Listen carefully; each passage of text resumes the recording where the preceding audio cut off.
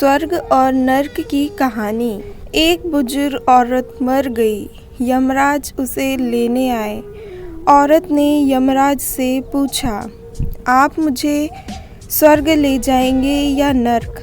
यमराज बोले, दोनों में से कहीं नहीं। तुमने इस जन्म में बहुत ही अच्छे कर्म किए हैं, इसलिए मैं तुम्हें सीधे प्रभु के धाम ले जा रहा हूँ। बुजुर्ग औरत खुश हो गई और बोली, धन्यवाद, पर मेरी आपसे एक विनती है।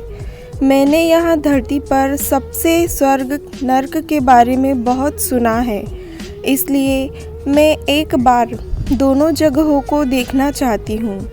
यमराज बोले, तुम्हारे कर्म अच्छे हैं, इसलिए मैं तुम्हारी यह इच्छा पूरी करता हूँ। चलो, हम स्वर्ग और नर्क के रास्ते से होते हुए प्रभु के धाम चलेंगे। दोनों चल पड़े। सबसे पहले नर्क आया। नर्क में बुजुर्ग औरत ने जोर जोर से लोगों के रोने की आवाज़ सुनी। वहाँ नर्क में सभी लोग दुबले पतले और बीमार दिखाई दे रहे थे।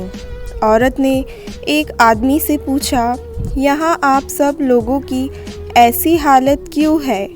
आदमी बोला, तो और कैसी हालत होगी? मरने के बाद जब से यहाँ आए हैं, हमने एक दिन भी खाना नहीं खाया। भूख से हमारी आत्माएं तड़प रही हैं। बुजुर्ग औरत की नज़र एक विशाल पतीले पर पड़ी, जो कि लोगों के कद से करीब 100 फीट ऊंचा होगा। उस पतीले के ऊपर एक विशाल चम्मच लटका हुआ था। पतीले में से बहुत ही शानदार खुशबू आ रही थी। बुजुर्ग औरत ने उस आदमी से पूछा, इस पतीले में क्या है? आदमी मायूस होकर बोला, ये पतीला बहुत ही स्वादिष्ट खीर से हर समय भरा रहता है। बुजुर्ग औरत ने हैरानी से पूछा, इसमें खीर है तो आप लोग पेट भर के ये खीर खाते क्यों नहीं? भूख से क्यों तड़प रहे हैं? आदमी रो रो कर बोलने लगा, कैसे खाएं? ये पतीला 100 फीट ऊंचा है। हम में से कोई भी उस पतीले तक नहीं पहुंच पाता। यह सुन बुजुर्ग औरत को उन पर तरस आ गया।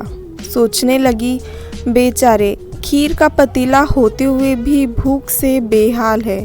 शायद ईश्वर ने इन्हें यही दंड दिया होगा। अब यमराज बुजुर्ग औरत से बोले, चलो, हमें देर हो रही है। दोनों चल पड़े। कुछ देर चलने पर स्वर्ग आया। वहाँ पर बुजुर्ग औरत को सबके हंसने और खिलखिलाने की आवाज़ सुनाई दी। सब लोग बहुत खुश दिखाई दे रहे थे। उनको खुश देखकर बुजुर्ग औरत भी बहुत खुश हो गई।